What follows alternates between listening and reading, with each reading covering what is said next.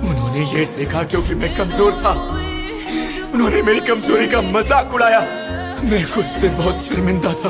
अगर तुम ताकतवर हो, बेइंतहा ताकत रखने वाला हर हालात से निपट सकता है। कमजोर इंसान डरने और बेसहारा खड़े रहने के अलावा कभी भी एक ताकतवर इंसान के खिलाफ कुछ नहीं कर सकता। कमजोरों का हमेशा मजाक उड़ाया जाता है। भले ही आप में समझ हो, आप अक्लमंद हो या चाहे रहमदिल हो, लेकिन जब भी ताकतवर से सामना होगा तब कुछ भी काम नहीं आएगा। रहमदिली मुझे नहीं बचाएगी, इसलिए मैं ताकतवर बनूंगा और इसलिए मैं यहाँ तक आया हूँ।